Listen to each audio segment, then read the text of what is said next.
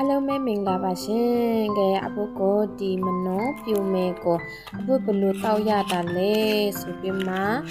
မေးထားတဲ့ customer တွေကိုဒီဗီဒီယိုထဲမှာပြပေးမှာအပြပေးပါမယ်ရှင်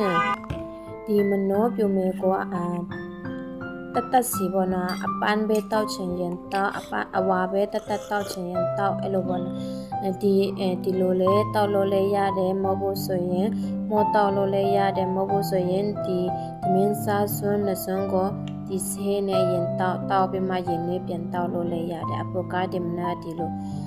ဖြောတောက်ရပါတော့ဖြောတောက်တဲ့ဟာကိုပြပေးပါမယ်ရှင်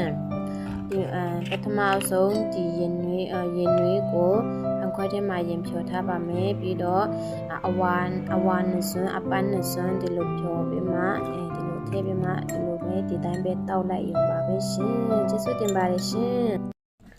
အလုံးမဲမင်္ဂလာပါရှင်ကဲအပုကိုဒီမနောပြိုမဲကိုအပုဘလို့တောက်ရတာလဲဆိုပြီးမှမေးထားတဲ့ customer တွေကိုဒီဗီဒီယိုထဲမှာပြပေးမှာအပြပေးပါမယ်ရှင်ဒီမနောပြိုမဲကို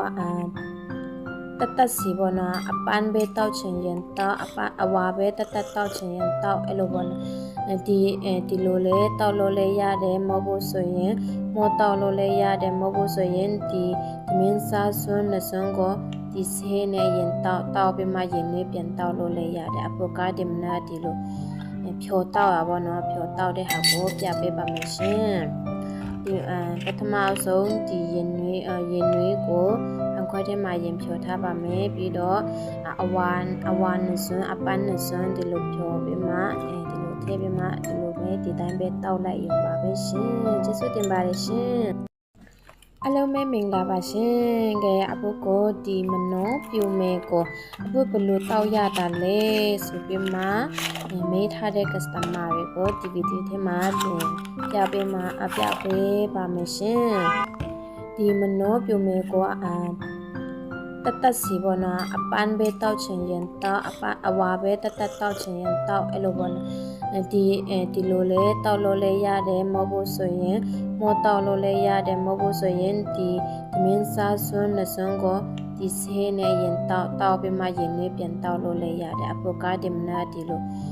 ဖြောတောက်ရပါတော့ဖြောတောက်တဲ့ဟာကိုပြပေးပါမယ်ရှင်